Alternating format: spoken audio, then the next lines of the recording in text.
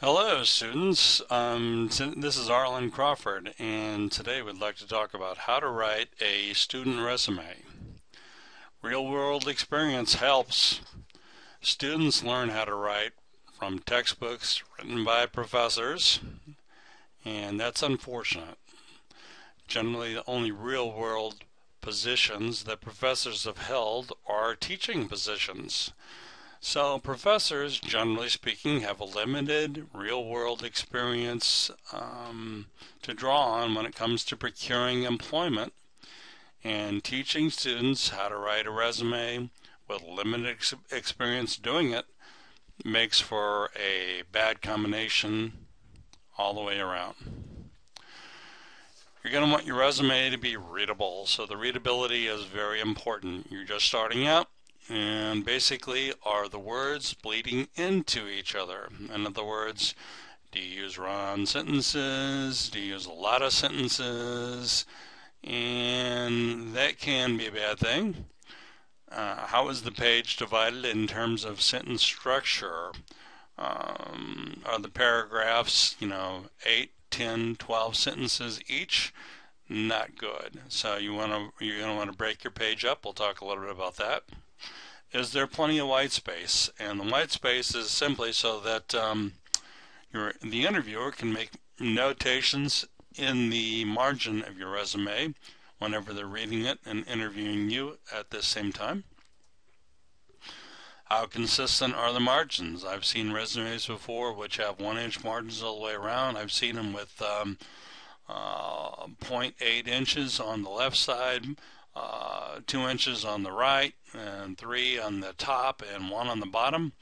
Or I've seen them with 0.5 inches all the way around, and it looks like there's way too many words on a page. And are you using a thematic use of bolding, underlining, and italics devices? And this is very important later on as we get into the overall appearance of a resume. You want to make sure there's a thematic use of bolding, underlining, and italics. The answers to all these questions contribute to the overall readability of the student resume, and they all become very important. Length is probably one of the most paramount factors in importance when it comes to a student resume. A student resume should be 1 page maximum if the student is a typical one. I'm talking about your maybe 22, 23, 24 graduating with a 4-year degree.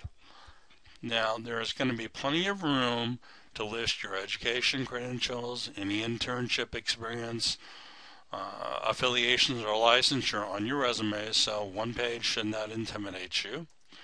A general rule holds that a resume 1 page in length has a better chance to be read, and I think we'd all agree that the best resume is a resume that gets read.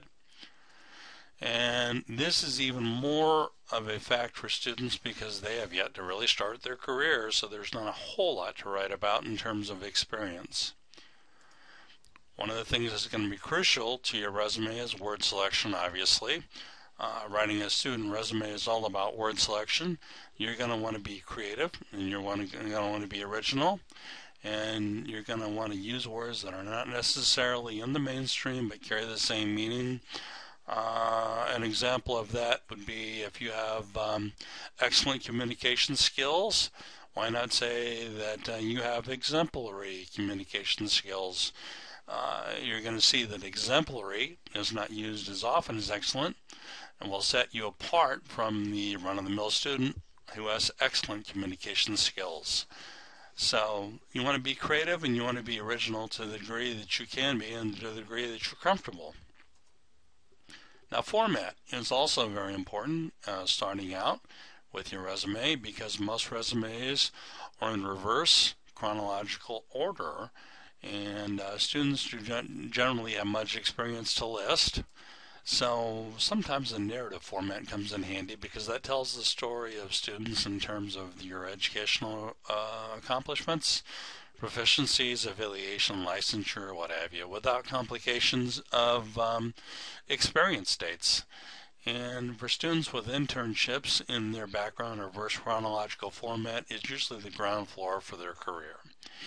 So when it comes to content, you're going to basically, people are going to know you don't have much work experience, so how you want to write your student resume can be a precarious adventure. Content is what ultimately makes or breaks you, regardless of how readable your presentation is. You can have the best looking resume, it can be really, really polished, but if you don't have very good content, that's going to basically hang you up to where it's not going to get you the job, or even an interview for this matter. You want to leave out extemporaneous words on your resume, and resume content should always be straight to the point. You don't have any extemporaneous words. An example, let's say, of that is the following. You've successfully submitted complete reports in a timely manner, as opposed to what? Unsuccessfully always submitting these reports late. So you want to be very careful how you phrase it. You want to say submitted complete reports. And successfully, I'd leave out. Timely manner, I would leave out. So you want to be very, very careful, because you're only going to have a limited amount of space for words. You'll have plenty of space, but because you don't have much experience, but you want to say things that are direct, straight to the point.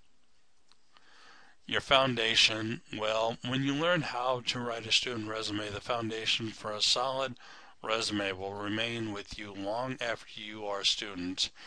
So this will follow you around. It's very, very important. Get it right the first time. Now, for more information, all you have to do is click on the description in the article, or come visit us at resumeandinterviewsolutions.com, and we'll be happy to give you more information. Thank you.